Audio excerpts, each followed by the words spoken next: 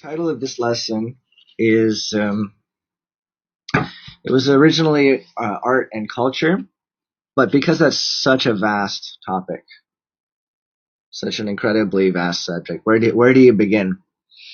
I started with architecture, and I found that there was more than enough information to cover just with architecture.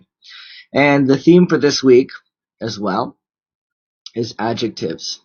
So, how to describe what these works of architecture look like. So we're going to give you some language. Let's see, where is it, the outline here? This is what we hope to do today. We intend to chronicle the history and evolution of Western pre-modern or classical style architecture from the prehistoric, ancient, up until the 19th century. We're going to learn about ways to describe architecture and architectural styles. So give you some language that you can use for when you're looking at a piece of architecture, a building. You might be able to have some idea as to what architectural influences it takes, and what it looks like. Look at the different features of buildings structurally, and discover many of the world's greatest architectural wonders of the ages, at least as far as Europe goes. So architecture. New word, right? Architecture, the practice of designing and constructing buildings, and the style in which a building is designed and constructed, especially with regard to a specific period, place, or culture.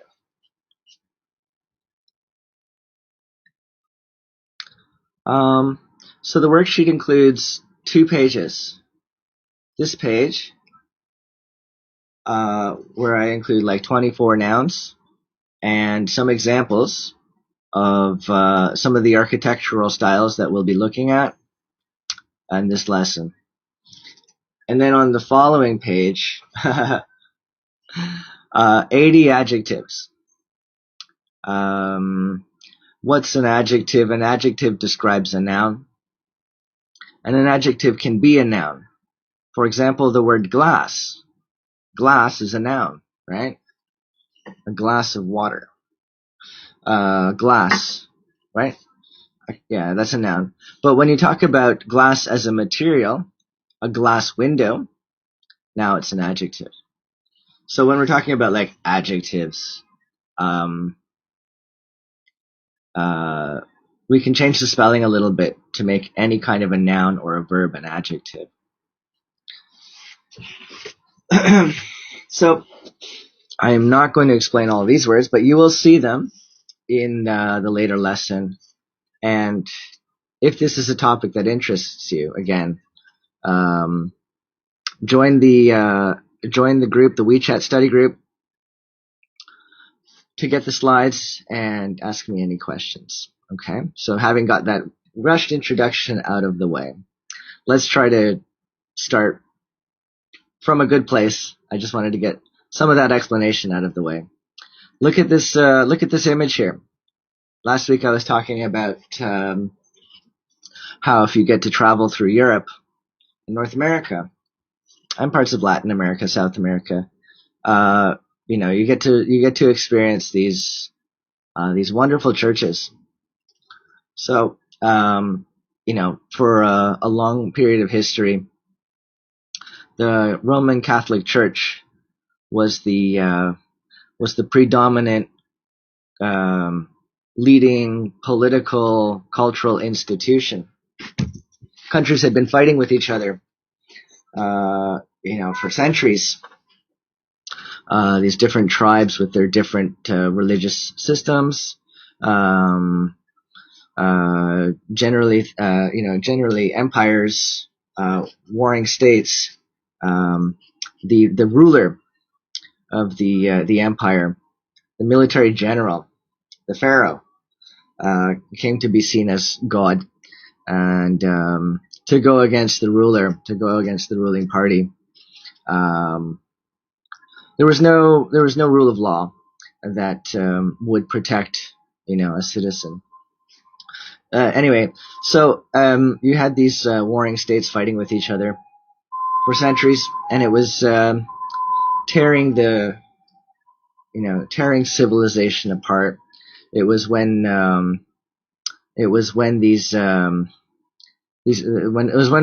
Christianity came about, and the monotheistic religions, Christianity, Judaism, and Islam. As far as European history goes, it had a very unifying effect. In other words, the lessons taught through these religious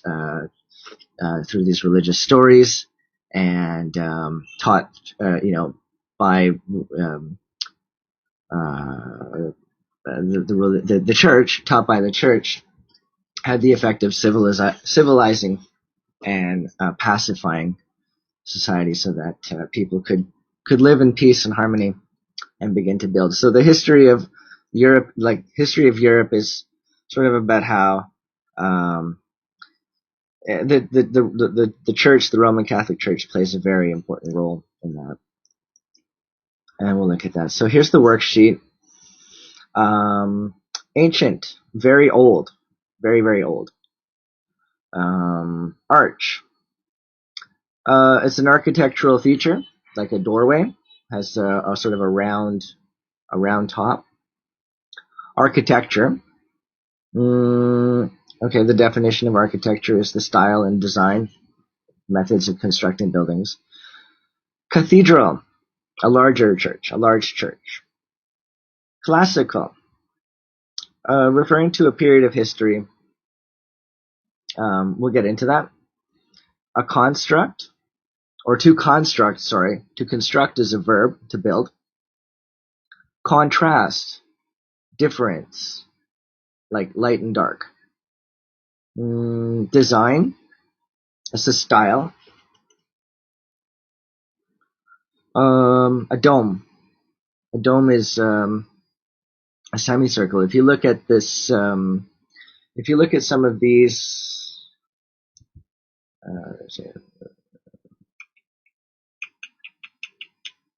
look at this dome here. Okay, this building, top of this building here, the big round, rooftop there, that's a dome.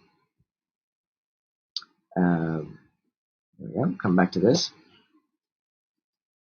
Empire. So, let's say that a nation is a country, and the modern nation state is one that has sort of an internationally recognized constitution, government that sort of is recognized by other countries as legitimate, looking after the interests of their people, and is not a threat to the rest of the global community.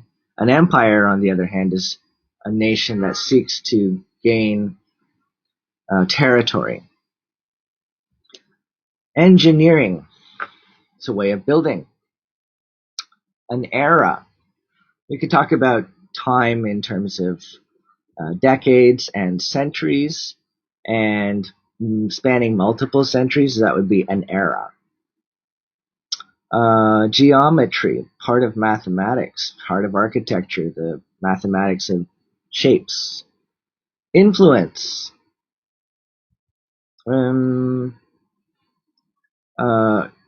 It's kind of an idea that has a lasting effect. So, previous styles of architecture influencing later styles of architecture. Previous styles of art that influence later styles of art. You could say that many modern forms of music, dance music, particularly like the urban dance floor music, is really influenced by the sort of the funk and rock of the 60s and 70s. So an influence is taking ideas from another time and applying it to the current situation. And a movement is another way of talking about, artistic architectural influences. Like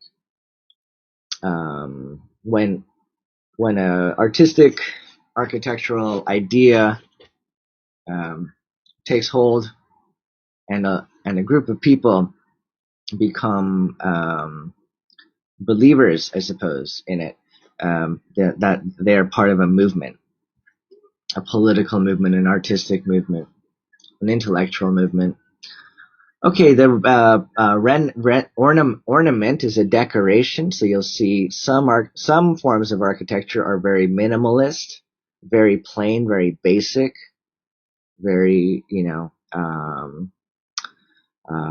very simple, let's say. And then there are other forms of architecture that are ornamented and decorated with all of these little miniature sculptures and interesting shapes and patterns and so on. Okay, primitive. Primitive is like ancient without technology and education. Renaissance. That's a kind of an art and intellectual and architectural movement that we'll talk about. Sacred. Holy, spiritual. Sculpture. It's a piece of art that is like molded or carved, chiseled, a statue basically. Structure, another way of talking about a building. Style, another way of talking about a design. Symmetry. Symmetry is like a circle or a square is symmetrical. Where a pyramid is symmetrical. It has even proportions. And finally, a temple, another kind of a religious building here. All right, so these words we will encounter as we move through the lesson. And in this lesson, we will be looking at these architectural styles or movements considered to be important and influential in Western history and culture. So hopefully if you stick around,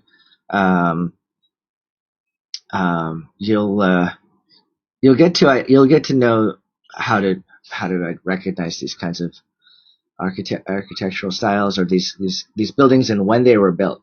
So we're starting from the prehistoric time before recorded history, as early as 3,500 BC, all the way up until the late 19th century. All the way up until the 20th century. Okay, and as included in your worksheet, you say these examples of the evolution, the progression of popular architectural styles in Europe, and if you can identify some of them, like we see the Egyptian style there, we see the Greek and Roman style. The very last one, the federal one, that's kind of the way that the Capitol buildings look in most nation states today. The United States, the UK, they adopt this kind of architecture. That's called federal, or if you go back a few, neoclassical. So it was the Greeks that started the whole thing. This is classical architecture. Notice the difference between this style of architecture and modern architecture. So, we see a few examples of like these classical style buildings, but what happens is in the modern day we don't build buildings in this traditional style anymore. They're built more in very basic, simple, minimalist, square and rectangular, or even unusual shapes now. So this is modern architecture. And we just want to look at traditional classical architecture today. Actually, I do have a video. This will take a couple minutes, and you can see some of this is the 100 most famous buildings of all time.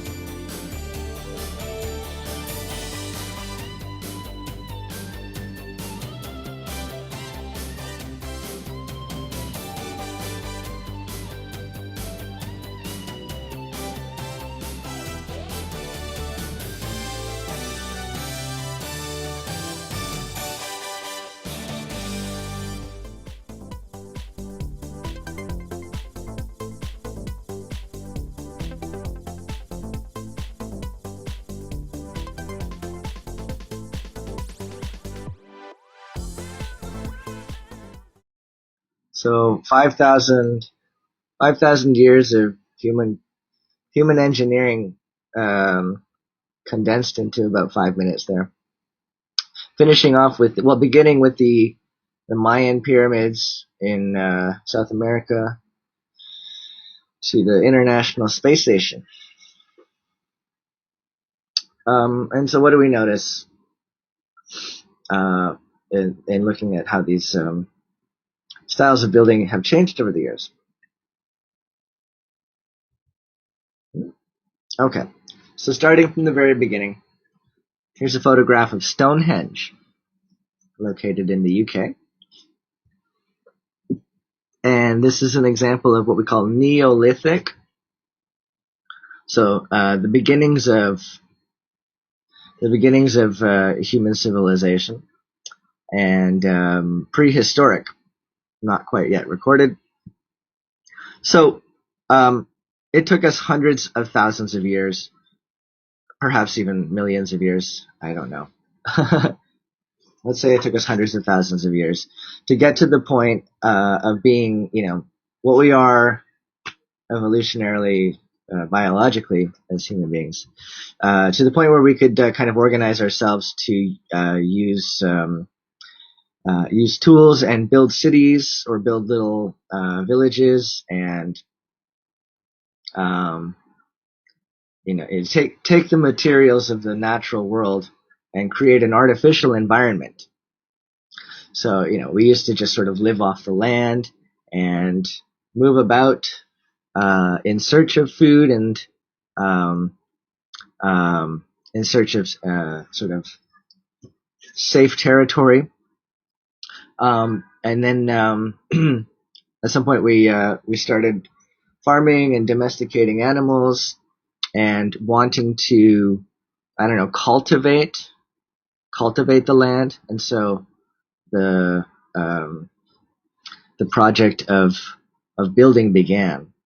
And what's interesting as well about the prehistoric architecture, we know very little about it. There's not much recorded history, but if we look at the structures, we have to wonder why and how these things were built, because these stones called megaliths, they weigh many tons, and these would have had to have been carried by groups of people long distances. So it's a bit of a mystery as to why they were built there, for some sort of religious ritual. Like, religion is the driving force behind great architectural work. So the prehistoric era refers to the time that extends before human recorded history. Architecture of this era consisted of earthen mounds, stone circles, cliff dwellings, and other primitive structures. So if you're paying attention to your worksheet, you can kind of see these words here. Stonehenge, located in England, is architecturally significant, as the stones or megaliths that make up the construction have tremendous weight. Archaeologists are uncertain as to how or why these stones were placed here. This is a map of Europe and North Africa, and notice in the middle of the Mediterranean Sea. So Egypt and North Africa is thought to be the cradle of civilization. That's where the Egyptians and the Sumerians and the Mesopotamians in that Egypt, North Africa region first settled, I suppose, on the Nile River that flows into the Mediterranean Sea. And across from that, we have Turkey, we have Greece, we have Italy, we have France and Spain and the UK. And all of this area around the Mediterranean was a highly contested region for these empires, the Roman Empire, the Alexandrian Empire, because of the fertile land, the land that was rich in resources for farming, and they were also very civilized. So empires wanted to control this area, and that's where you see a lot of these great cities.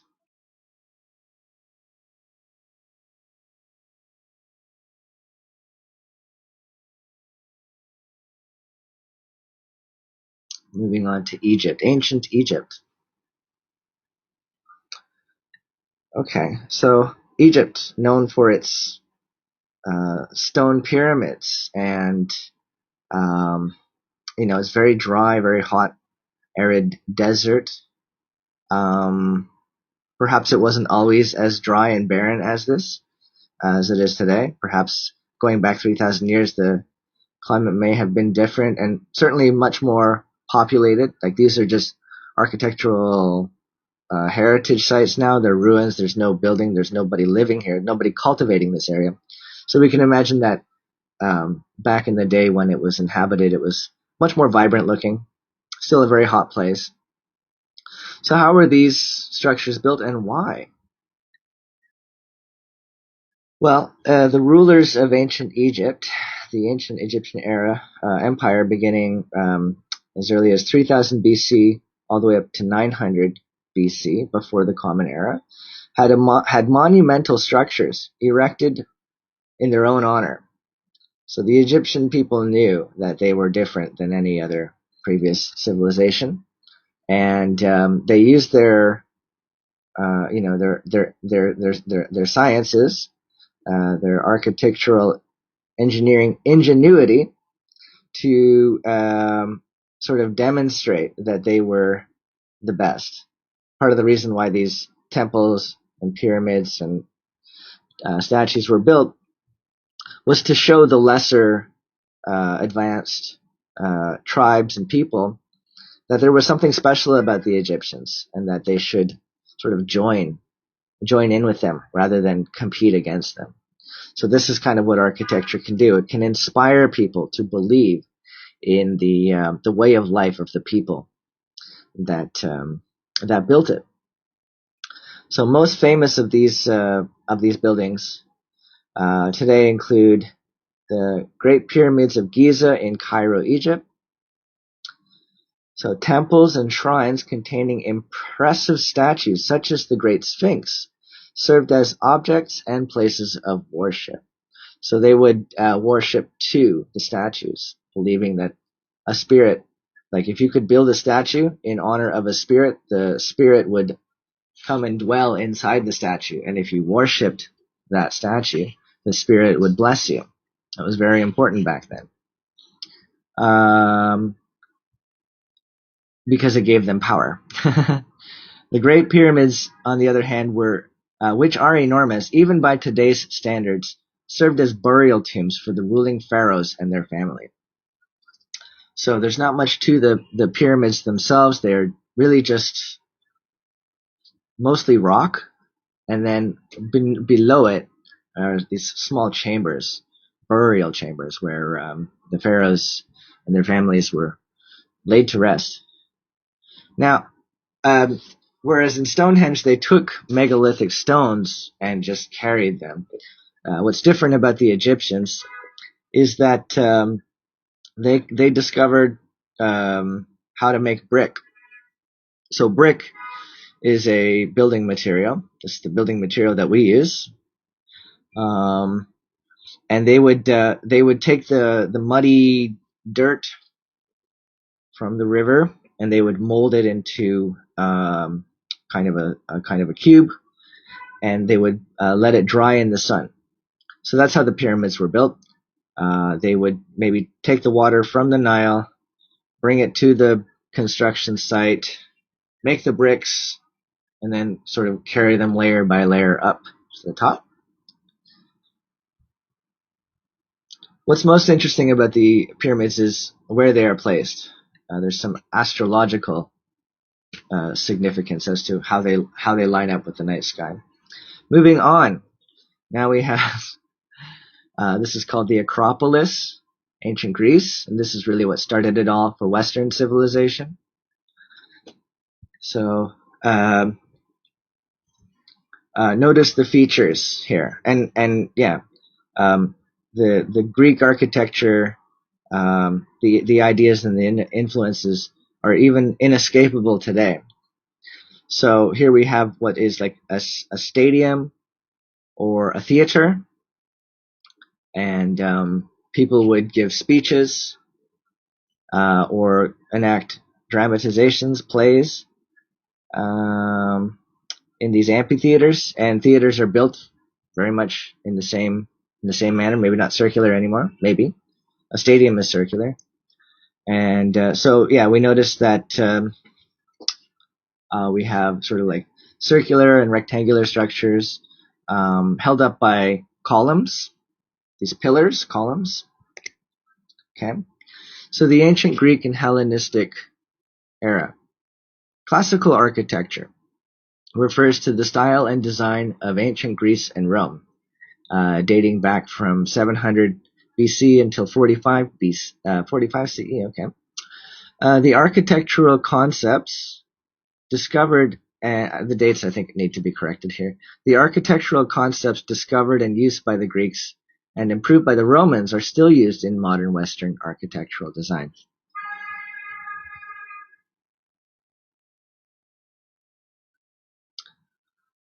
Yeah, good guys. Okay, so the importance of following correct mathematical and geometric principles, such as symmetry, are what define classical era architecture. So thanks to the Greek civilization coming up with the written alphabet and keeping records and really studying mathematical concepts, geometry, they were able to sort of come up with books that instructed how to build these structures. And over the course of several hundred years, they just developed on that. And when the Romans finally came, they continued to develop using the principles first discovered by the Greeks, and we still use some of these. We absolutely use some of these ideas even today. You can say that these are the timeless principles, the timeless ideas and influences. It's as good as it can get. So symmetry, even proportions, pleasing to the eye. Sound architectural design and construction have allowed these ancient structures to remain largely intact for hundreds of years. And tragically, they are being subjected to gradual decay and ruin with the passing of time and weather. But we can still see, their basic structure here. Moving on to Rome. So Rome is the evolution. A Colosseum. And so the Romans took the ideas of the Greeks and improving on the methods of building and extending farther and amassing more resources, they were able to make things larger, basically. And the cities that they built and conquered were then connected by highways. So we see these roads here. So it's a continuation of the Greek ideas and just kind of improved, but distinct in its own way. So after the Romans conquered the Greeks, they employed their best architects. So they took the Greeks and they put them to work.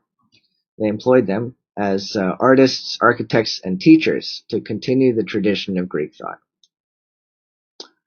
Roman architecture can be seen as an improvement in Greek architecture. They made their structures larger and more ornate, decorated. As the Roman Empire grew in scale and its populace grew in numbers, their cities became much more complex. So the population was larger than the Greeks could ever achieve, I suppose. The status of their population grew larger than the Greeks, and so their cities became more complex, which led to innovations such as the channeling of water through aqueduct systems, giving them some way of bringing in water to clean the cities with. Highways that connected the cities to enable faster, safer travel. And buildings that could house more people. Now, as the Roman Empire,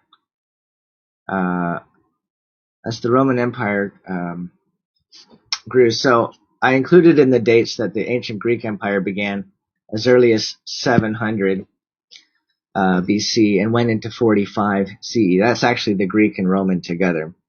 So the Roman Empire began to dissolve in about 45 AD. I have to double check that.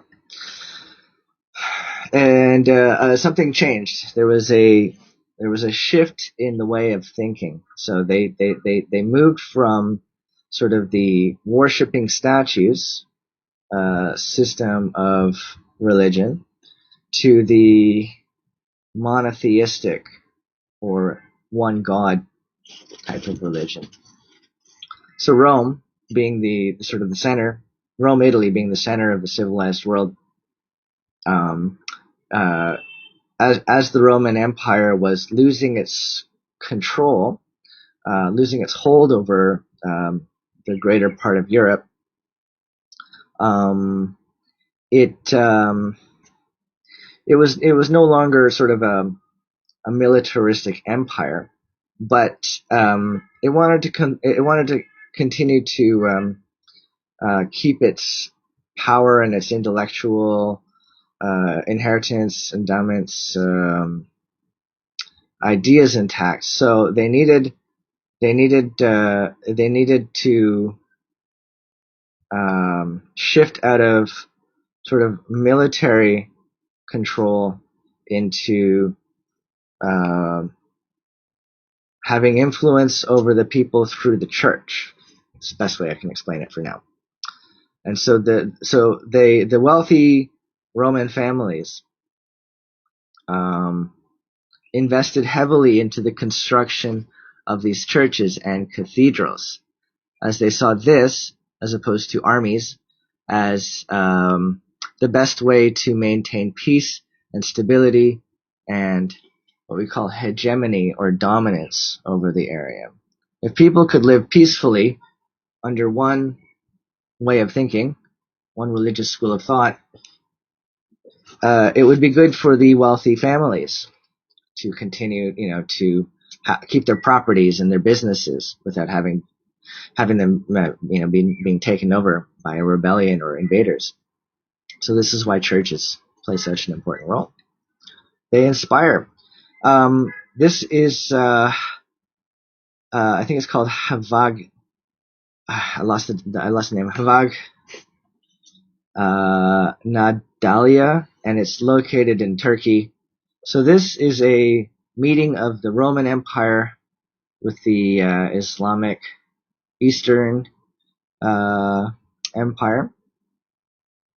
And so you have influences from the Roman Empire meeting sort of the Islamic style of architecture here.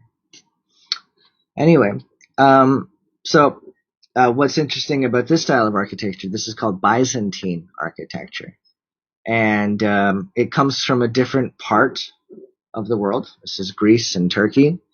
And it's just more, it's rich in color. There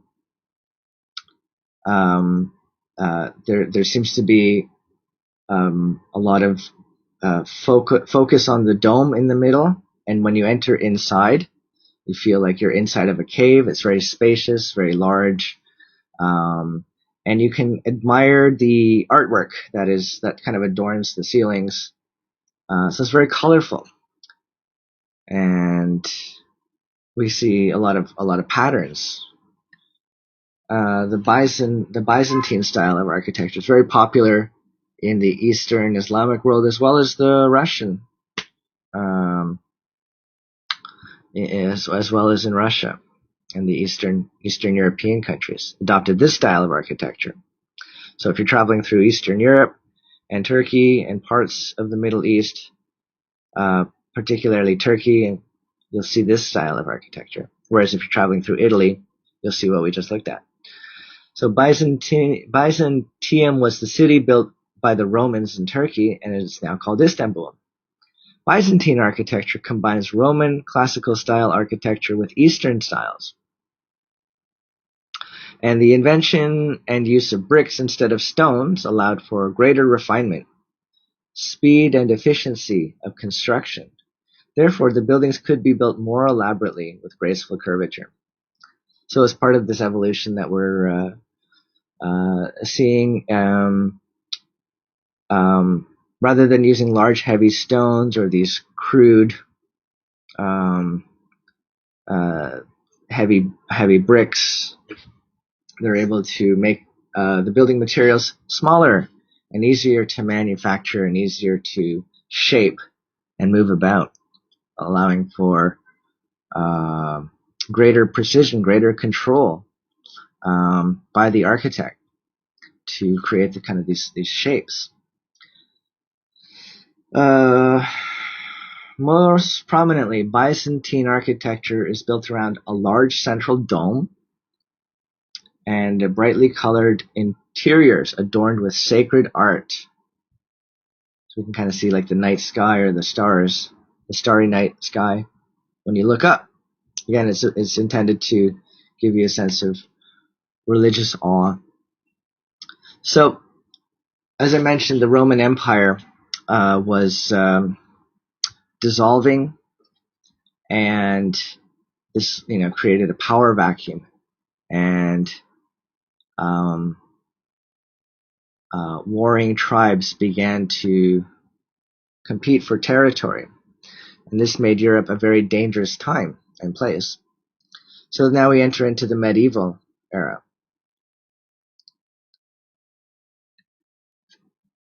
And what we notice about buildings constructed during the medieval era is they're fortified, they're walled in, they're a little smaller, and placed strategically.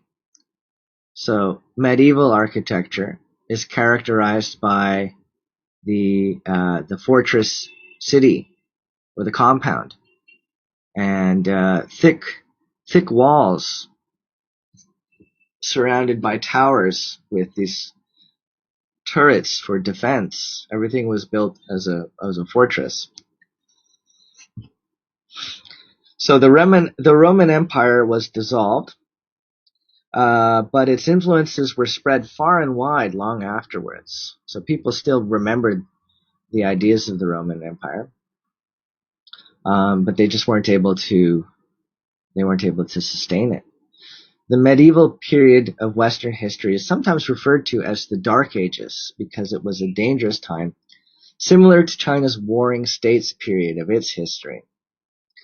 Cities had to be built within walled fortresses. Certain ruling families had more wealth than others, and therefore the architecture could be more beautifully designed. So if you had more wealth, you could make a nicer fortress, but it served the same function. The common feature in this style of architecture tends to be thick-walled fortresses, castles, often built strategically near water or on a hilltop. Towers and turrets were built to house the guards who watched on patrol, ever ready to defend against outside enemies. So you would have these castles built on hilltops or near lakes. Sometimes they would build a river, or what they call a moat, around the castle, around the fortress, so it was just more difficult for armies to come in and plunder.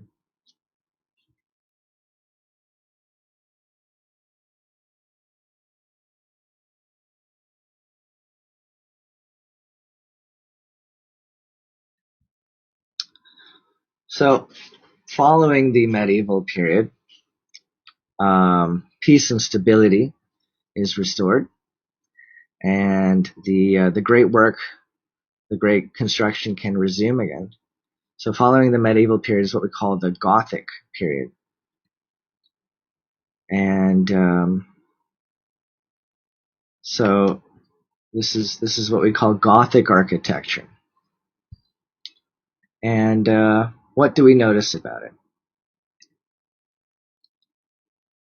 Well, it takes the influences of, yes, it certainly is beautiful. Yeah, Gothic, Renaissance, and Baroque architecture. It's all beautiful, but this is especially beautiful. So it's what we could say about Gothic architecture is that it's perhaps the largest and most impressive.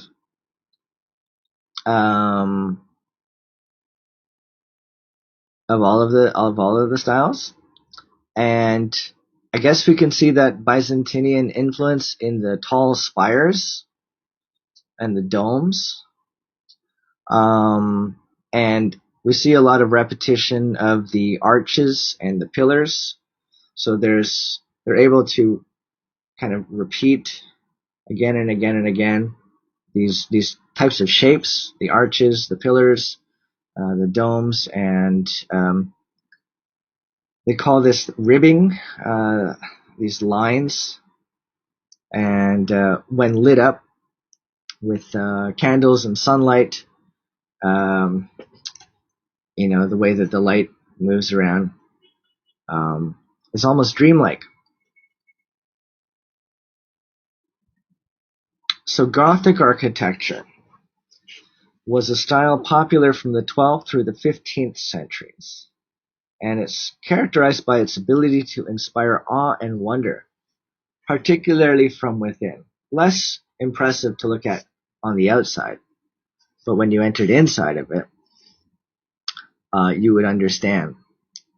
Peace and stability resumed in Europe, in part thanks to the unifying influence of the Christian religion and the Roman Catholic Church. So again, these cathedrals served as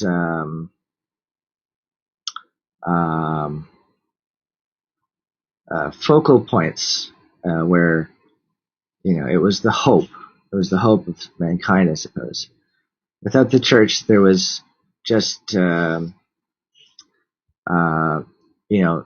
survival of the fittest, more war and destruction. So cathedrals such as the Notre Dame Cathedral in Paris became the central attractions. Within these buildings, visitors can admire the tall ceilings supported by columns and pointed archways. Gothic-era architecture is also rich in sacred art, presented in the form of painted murals, sculpture, and stone engravings and stained glass. So sacred art, painted murals, sculpture and stone engravings, and stained glass. Everywhere you looked, you would see some new object of art. And some would say that although they stopped worshipping statues after the arrival of the Christian religion, the tradition of sacred art and giving you a sense of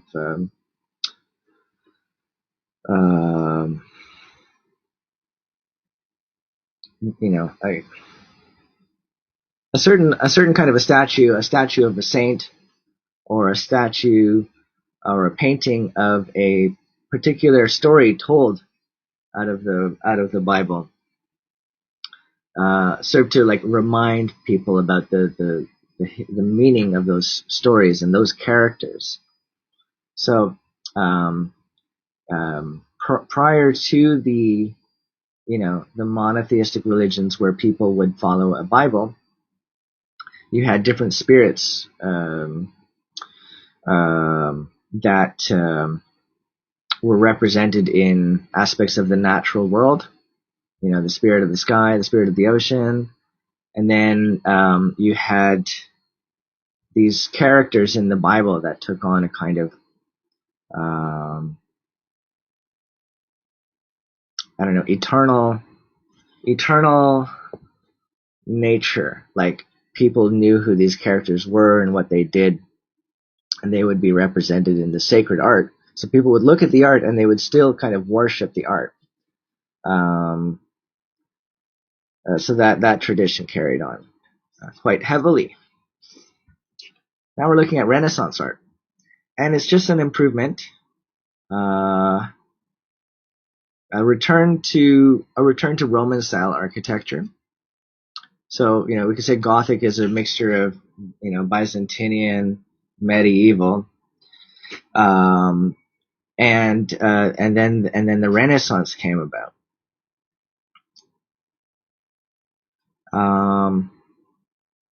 So we're looking at some images from St. Paul's Cathedral in the Vatican. I actually don't know the names of these places off the top of my head. We saw them mentioned in the video. So when we look at this, again, we can see a lot of repeating patterns.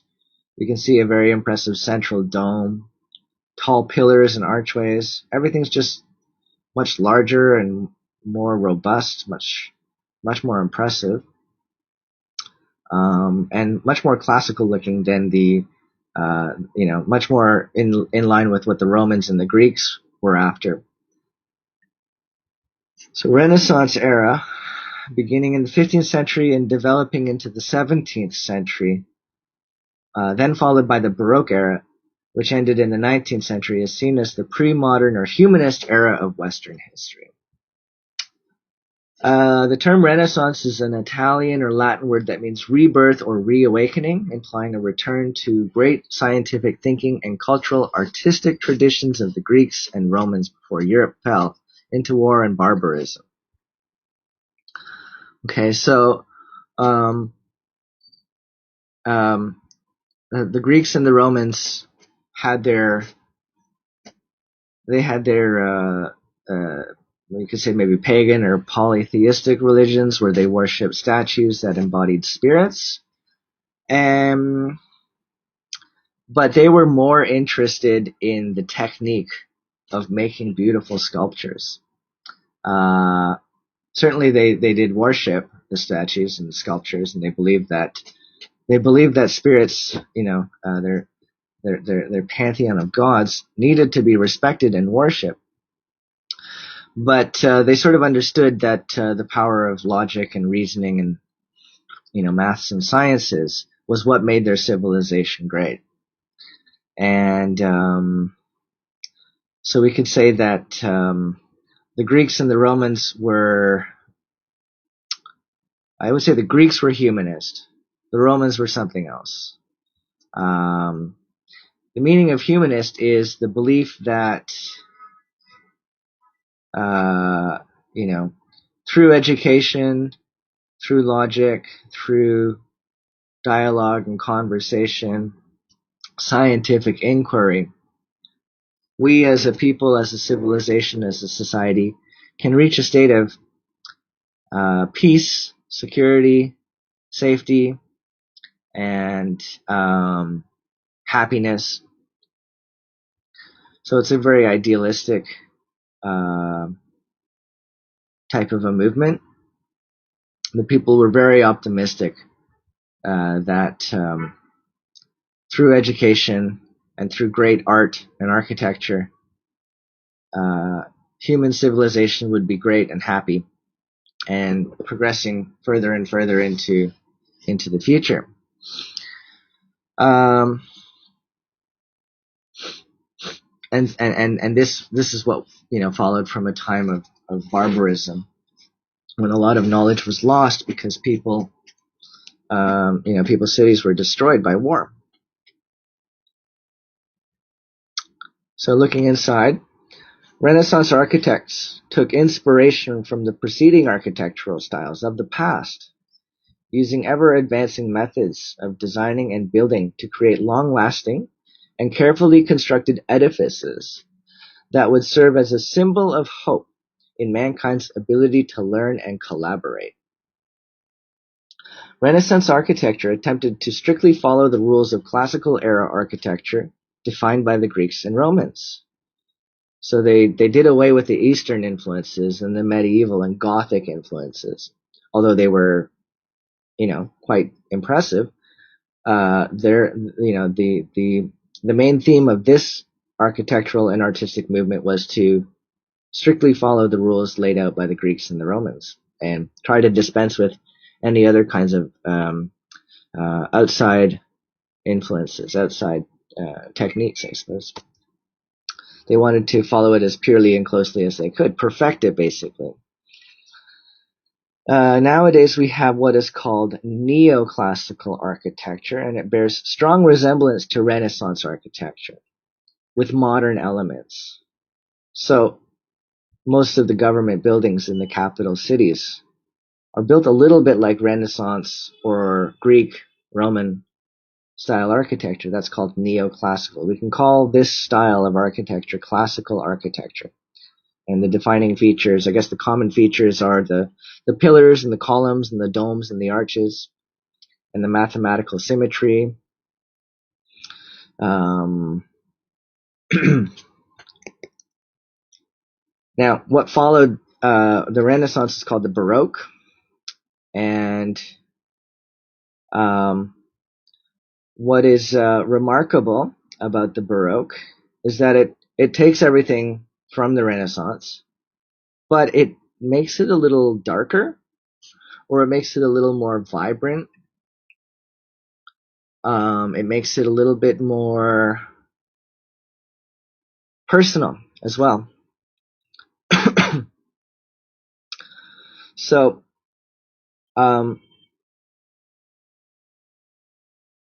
less adherence to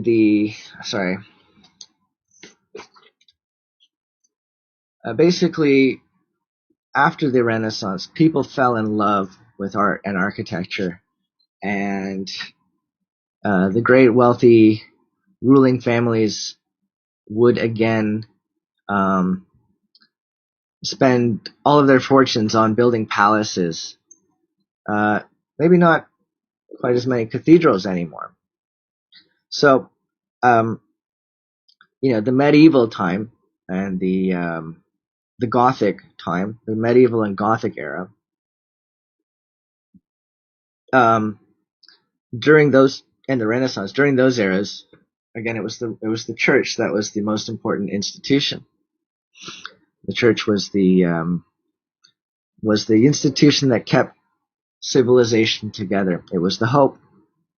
But through the passage of time, I think people became a little more skeptical in the church and in religion. So you still had these architectural and artistic ideas, and they still paid a lot of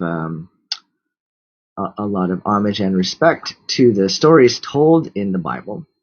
But the artists were more interested in expressing their own artistic personalities. So they broke the rules, the traditional rules. The traditional rules up until the Baroque time, you had to be very conventional and, use a certain color palette, use a certain,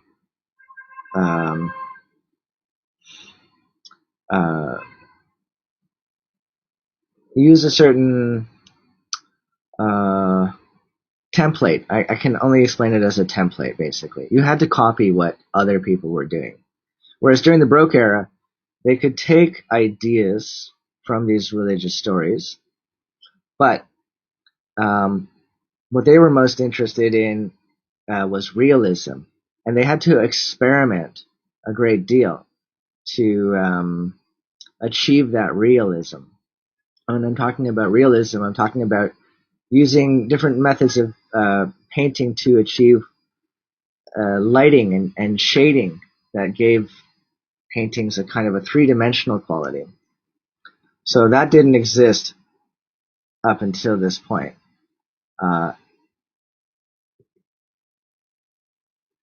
So the art took on a kind of a quality that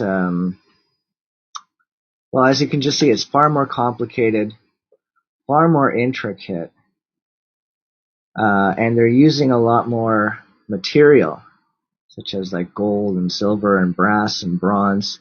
The ruling families had achieved a kind of wealth um, never before seen, and they invested their wealth into their own palaces and homes, and they would have churches or cathedrals commissioned after them. It was a way of them investing their wealth. We didn't really have a banking system. It was very reliable back then. So they would just, use all of their wealth in the form of priceless art, in the form of acquiring and having priceless art made for them. And Baroque artists, the Baroque art movement can be seen as the peak period, the very pinnacle peak period of the classical pre-modern era. And the ideal behind Baroque art is realism. So, you could look at a painting and almost get the sense that the people and the scenery in the painting was actually alive. If you looked at it for long enough, you would start to have these mental delusions that there was something living in the art. That was just what is amazing about the skill of these artists. And people of the day immediately recognized that, and they loved it. It was the most amusing, entertaining thing. Like, we have many forms of amusements nowadays, video games and CGI, computer generated imagery, right? It looks very realistic, and it helps us escape into the fantasy world. So it was Baroque artists, painters and sculptors and architects that could do the same thing. And they were seen as celebrities, right? A very skilled artist was highly sought after, desired by these wealthy ruling families. So artists of the Baroque era were commissioned to create works for the ruling elites during a time of unprecedented wealth and prosperity. And this is what makes Baroque art and architecture unsurpassed. There's nothing better in terms of its timeless quality. And it's lasted long enough too. It's been preserved. And that's the end of the Baroque. Oh, sorry. During this era, artists played an important role. So whereas the church was the sort of, the church used to be the intellectual and spiritual leader among the people, that responsibility was put onto the artist. In other words, the church just didn't have the same kind of power. People looked to artists to give them a new kind of a vision, a new kind of an inspiration, a new kind of identity. Baroque style also permitted greater artistic freedom, so the artists had more freedom to experiment.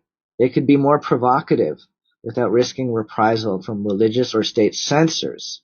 There were certain things that they couldn't depict, obviously, but they had quite a bit of freedom that had never before existed, and so they could be very provocative, even by today's standards. If you look at some of the work from the Baroque, it can be very very grotesque, very visceral, very emotional. The Baroque style is characterized by complex, intricate, elaborate shapes, extravagant ornaments, and bold, dramatic, sensually exciting artistic flair. So if we wanted to compare Renaissance art to Baroque art, Renaissance art tried to, strictly follow the rules as given by the Greeks and the Romans in the classical era tradition, and perfect it and make it larger. In the Baroque era, they followed those rules up to a point, and then they began to come up with something new. They were allowed to break the rules or bend the rules, and this is the result.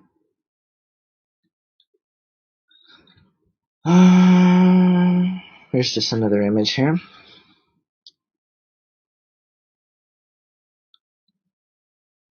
And this is neoclassical here.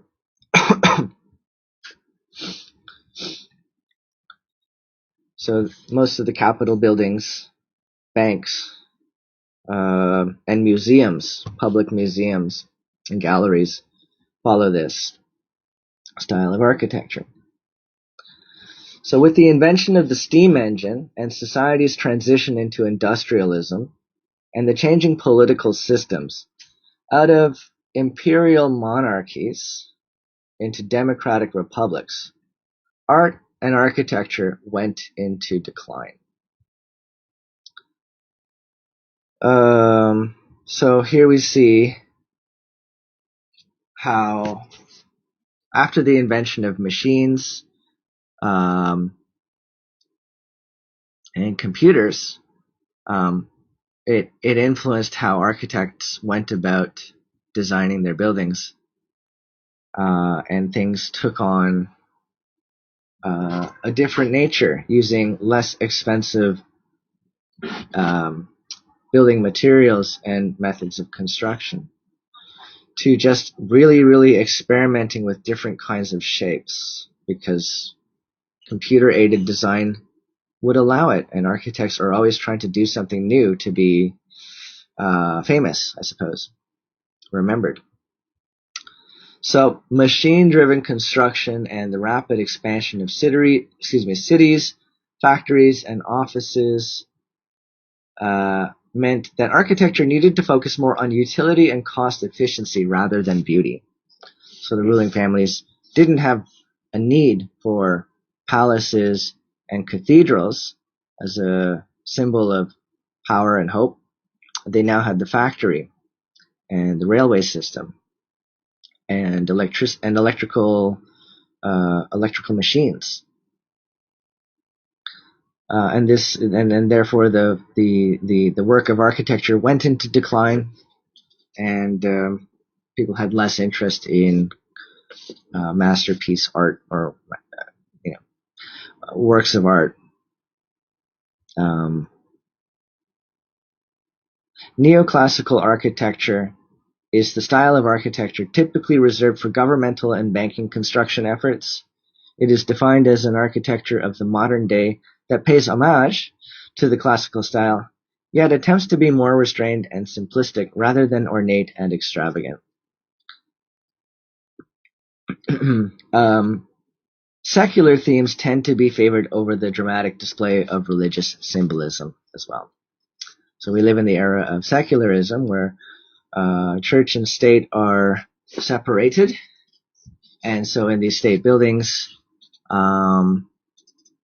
you don't have sacred art everywhere. You just have geometric shapes, maybe a few paintings, representing different historical events. But you don't have like these biblical themes. And that wraps it up for this lesson.